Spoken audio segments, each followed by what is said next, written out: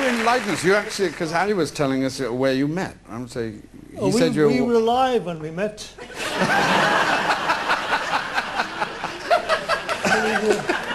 You've got a point there. You didn't throw a large gun at him then, at any time? Tell him the story. We were on a cliff, and this huge gun of 7.4, and we fired the gun, and it rolled backwards and went over the cliff. When we looked back, it was gone. So the captain said, he said, look, somebody must go down and look for it. I thought, I'll go, sir. Anything to get out of the war. I went down and said, now this regiment were parked out in tents. So I went down and said, open tents, have you seen a gun? And this bloke said, what colour? After they'd taken Tunis, 132 Field Regiment was sent to Italy.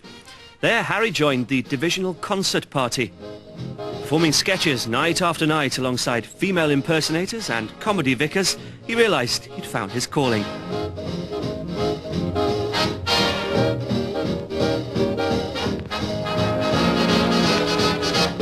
In April 1946, Harry found himself back on Civvy Street with a one-way ticket to Swansea in his hand.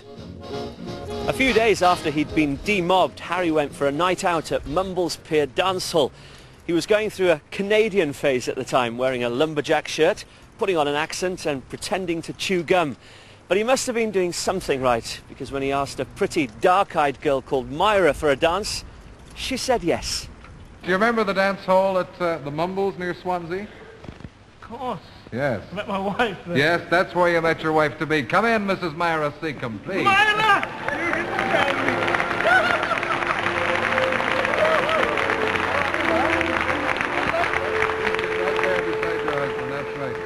That's lovely. I was at the Mumbles at the dance with a few of my girlfriends, and I was just about to get my last bus home when this fellow comes up to me and he says, "Can I have this dance, please?" It was Harry. We had a date to meet her the following day outside the Plaza Cinema in Swansea. The following morning, we'd had a few more drinks than I should have had, and I couldn't remember what she looked like. So I thought, I know what I'll do. I got there early, and there were pillars outside the Plaza Cinema. So I got behind one of the pillars. I said, I'll wait now till 6 o'clock. I'll wait for her to come up, and if I don't like her, I just won't step out from behind the pillar. It's a bit of a gentleman. Yeah. So I got there at 5 to 6, got behind the pillar, didn't see her. Waited for 10 minutes and stepped up from behind my pillar, and she stepped up from behind hers. That's true. Mutual mistrust. While they were courting, Harry would take Myra to Swansea Empire every week. Watching the acts on stage, he found himself filled with a desire to get up and show them what he could do. He decided to take the plunge. He got in touch with a theatre critic he'd met in the army who suggested he try the Windmill Theatre. The Windmill was famous as the only theatre in London with a live nude review. The funny thing was, I found out far more friends. Harry Secombe joined in At 1946. the Windmill than I've ever had before or since, because people would come to the stage door and say, "Hello, Harry boy, you remember me?" And he'd take him up the canteen for a cup of tea and a sandwich. And all the girls, of course, would come up there between shows or after they'd finished something, in very wispy negligees and things.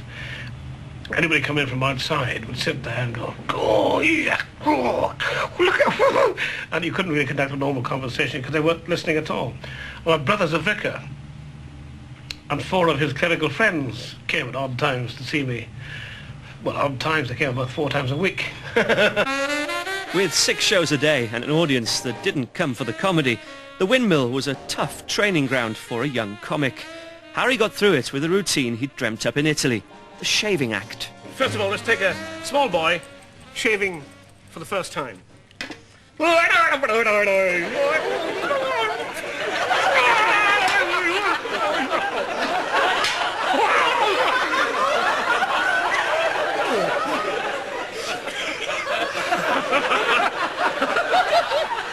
And then he finds he's got no blade in. Those early years as a variety turn weren't glamorous. Harry often found himself kipping on friends' floors, but appearances on radio shows like Variety Bandbox began to win him more live bookings. Harry learnt his trade working in music halls up and down the country. It was a tough apprenticeship for any young performer, as Harry found out one night in Bolton. I was in the bar having a drink, a large rum, I said, and all the bar had cleared except for one fella and a little group of, one fella was back to me and a group of people around him, you see, big fat fella. So he was going, I've seen nothing like it in my life. He said, I've seen out like it, by heavens. He said, shave it, by God. So I tapped him on the shoulder, emboldened by the rum, you see. I said, excuse me, in a polite conversational manner, because I was drunk. So I said, I said, excuse me. I said, but I'm the fella you're talking about. He said, that's him. He said, you should be ashamed of yourself. I said, well, I haven't adjusted myself yet. I've been playing in the West End. He said, I just haven't had time to adjust. He said, you couldn't adjust your braces. I said, who do you think you're talking to? He said, who do you think you're talking to? I said, I don't care. He said, I own this theatre. I said, oh, do you? It's very drafty backstage. I said, so he took out his wallet and he said, here you are. Here's your money. You can get train in morning. You're not shaving my bloody time.